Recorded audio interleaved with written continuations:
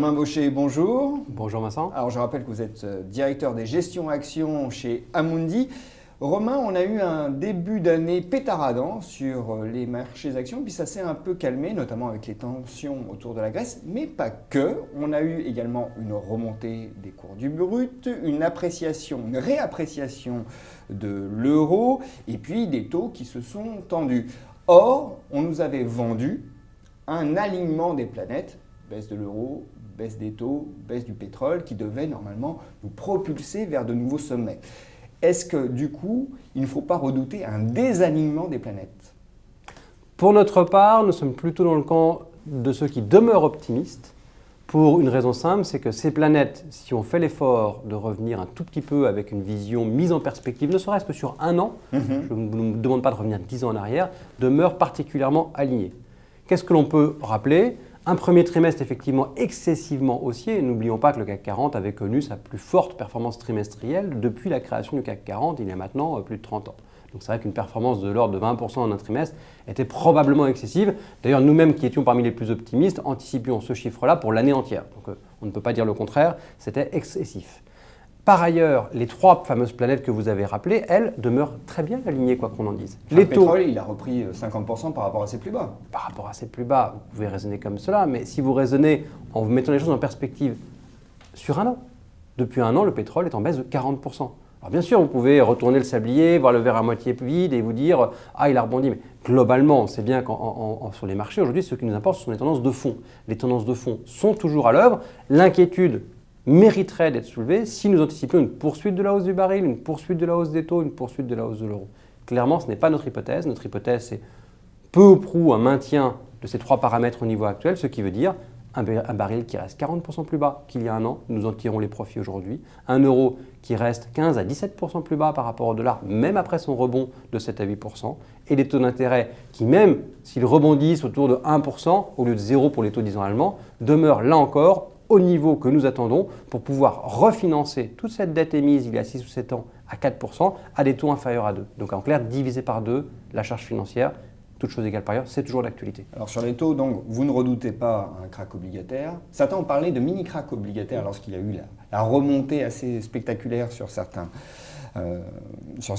obligations souveraines. Vous l'excluez totalement, puisque la BCE est au soutien, c'est ça? Les termes sont justes. C'était bien un mini-crack. Pourquoi mini et pourquoi crack? Il y avait bien un crack parce que celui qui avait acheté les obligations allemandes quand elles cotaient sur des niveaux de référence de 0,07%, c'est-à-dire le taux le plus bas à 10 ans qui était relevé il y a seulement de cela quelques semaines. Ces mêmes personnes aujourd'hui, s'ils devaient vendre ce papier-là, qui était pourtant une obligation, les fameuses obligations dites taux sans risque allemandes, auraient une perte en capital très substantielle, qui peut aller jusqu'à 2 chiffres. Donc oui, un investisseur obligataire, si vous lui expliquez qu'il a perdu 7, 8, 10% de sa valeur et que ce n'est pas un crack obligataire, vous seriez effectivement dans l'incompréhension totale de votre interlocuteur. Maintenant, pourquoi mini? Parce que c'est un effet mathématique. Vous étiez passé d'un taux sans risque à un risque sans taux. Puisque effectivement, quand vous êtes au taux zéro, vous n'avez plus le fameux plancher actuariel qui est le fondement même du placement à moindre risque obligataire qui était, comme vous aviez un rendement, vous aviez une forme de plancher actuariel. Quand vous actualisez tout à un taux zéro, y compris à 10 ans, vous n'avez plus de plancher actuariel. Donc la moindre hausse, aussi minime soit-elle, parce que franchement, passer de 0,07 à 0,8, ça reste des taux anormaux. Pas normalement, d'ailleurs c'est une nouvelle norme, mais en tout cas des taux historiquement bas. Mais néanmoins, parallèlement, ça peut vous produire une perte de capital importante. C'est d'ailleurs pour cela qu'aujourd'hui, on vous dit de revenir sur les actions pour le rendement. On va s'attarder un peu plus tard sur votre intérêt pour les actions qui persistent, mais je reste sur les taux parce que c'est assez déterminant. On a eu des chiffres d'inflation qui semblent indiquer qu'on n'a plus à redouter la déflation comme précédemment. On a eu une inflation à 0,3% en zone euro. Est-ce que vous ne pensez pas, comme certains l'avancent, qu'on est au-devant d'un risque inflationniste, justement parce qu'on a une surabondance de liquidités et que ça va contraindre les banques centrales, et notamment la BCE, à remonter ses taux? Ces craintes pour nous sont excessives et totalement prématurées. Ayez bien à l'esprit que non seulement la menace, alors peut-être pas déflationniste, on n'a jamais parlé de menace profondément déflationniste, mais en tout cas profondément désinflationniste, sont toujours à l'œuvre et sont à l'œuvre plus que jamais à l'échelle mondiale. aux États-Unis, lorsque vous regardiez les chiffres d'inflation, corrigés de leur spécificité qui est d'avoir quasiment un tiers du chiffre qui vient de ce qu'on appelle la composante immobilière, c'est-à-dire qu'on reconstitue un semblant d'inflation immobilière qui simule une posture de propriétaire ou de locataire théorique de chaque citoyen américain. Si on retraite de ce facteur-là, en clair, si on calcule l'inflation américaine comme celle de l'Europe, on arrive à des chiffres aux États-Unis d'inflation de 0,5%. Pour une économie dite en train de repartir vigoureusement, c'est quand même modéré. En Europe, on passe de déflation à inflation quasi zéro. Et dans les pays émergents, qui étaient normalement ceux qui étaient confrontés à un risque d'hyperinflation, ou en tout cas d'inflation excessive, en tout cas d'inflation soutenue, aujourd'hui, que se passe-t-il? Regardez en Asie, 5 des 10 plus grands pays asiatiques ont aujourd'hui ce qu'on appelle les déflateurs du PIB négatifs, à commencer par la Chine. Ce qui ne laisse pas d'interroger d'ailleurs quant à leur activité. Exactement, ce qui montre bien que le monde globalement, est face à une reprise très poussive et face à des menaces désinflationnistes durables. Alors, je vous écoute bien, Romain. Vous me dites que les actions européennes, les actions en tout cas, sont à privilégier. Alors, vous allez nous expliquer pourquoi. Mais vous disiez aussi qu'en début d'année, votre objectif, c'était 20% sur les actions, ce qu'on a fait au premier trimestre. Alors, on a retrouvé un peu de marge de manœuvre, mais finalement, le potentiel semble relativement limité aujourd'hui, non ? Alors, c'est incontestable. Le potentiel entre aujourd'hui et la fin de l'année, nous le jugeons bien inférieur au potentiel qu'avait celui qui mettait son argent en action au début de l'année. Donc ça, je ne vais pas vous dire que celui qui a raté le point d'entrée du 1er janvier peut aujourd'hui espérer faire aussi bien entre maintenant, en clair, au second semestre. Nous maintenons cette vision-là. Nous ne courons pas après le marché. Ce n'est pas parce que le marché a pris 20% que nous allons brutalement ajuster nos anticipations à la hausse de 20% pour la seconde moitié de l'année. Pourquoi on incite quand même l'investisseur aujourd'hui à considérer le placement en action? Pour 2 raisons. La première, c'est que même si au second semestre, vous ne deviez toucher que 3 à 5%, ça reste 4, 5, 10 fois plus qu'un rendement obligataire sur un semestre. Donc, il faut savoir aujourd'hui avoir des ambitions plus modestes dans un monde de taux zéro. Et deuxièmement, parce que cela ne serait peut-être pas justifié si on anticipait à la fin de l'année un plafonnement, voire un renversement du marché. Mais pour nous, ce qui est à l'œuvre au niveau des actions de la zone euro, c'est ce qui s'est passé aux États-Unis il y a 4 ans, ce qui s'est passé au Japon il y a 2 ans, c'est le retournement plus durable d'un cycle. Donc pour nous aujourd'hui, la hausse, elle est peut-être faible d'ici la fin de cette année, mais elle est encore très forte anticipée en 2016. Donc il faut vraiment avoir une vision de moyen-long terme. De toute façon, c'est la seule vision que vous pouvez avoir dans un investissement en action. Ça n'a pas de sens d'investir en action sur le très court terme. Alors, très bien, mais détaillons un peu vos arguments en faveur des actions européennes. Donc vous dites que finalement, c'est l'analogie qu'on doit faire entre la situation présente en Europe et celle passée ou en cours au Japon et aux États-Unis qu'on doit tirer pour conclure qu'il faut absolument investir en action. C'est ça? Exactement, c'est une forme de nouvelle norme, mais qui est une situation complètement différente de ce que vous aviez par le passé. Nouvelle norme parce qu'aujourd'hui, le premier facteur directeur sur les marchés d'actifs risqués, a commencé par les actions, même si on l'a vu, ils se révèlent moins risqués que des obligations aujourd'hui, parce que justement, ils ont un rendement qui constitue un socle. Mais en tout cas, ces classes d'actifs comme les actions, aujourd'hui, sont d'abord soutenues par la liquidité offerte par les banques centrales. Donc la première question, c'est où est la liquidité? Y a-t-il de la liquidité? La réponse est clairement oui. Nous sommes depuis 2008 dans un monde où plus de 100 milliards de dollars de liquidités sont injectés tous les mois par les banques centrales. Deuxième question, d'où viennent-elles? Viennent-elles de la Banque centrale des États-Unis ou d'Angleterre, comme il y a 5-6 ans? Viennent-elles du Japon, comme depuis 2 ans? Ou viennent-elles de la zone euro? La nouveauté, c'est que le centre de gravité de cette liquidité abondante, qui est toujours déversée à ce rythme de plus de 100 milliards par mois, le centre de gravité a bougé d'ouest en est et maintenant revient vers l'Europe. Et c'est donc là qu'il faut se situer. Vous avez intérêt à vous laisser guider par la liquidité et être le plus proche de son centre de gravité qui est enfin au sein de la zone euro. Donc c'est même plus l'euro que l'Europe d'ailleurs qu'il faut jouer aujourd'hui. Pourquoi? Parce que cette liquidité, elle vous donne d'une part l'assurance de maintenir des taux courts et longs très bas durablement, surtout qu'on a une quasi-promesse d'intervention au moins jusqu'en 2016, nous ne serions pas surpris que ça aille au-delà.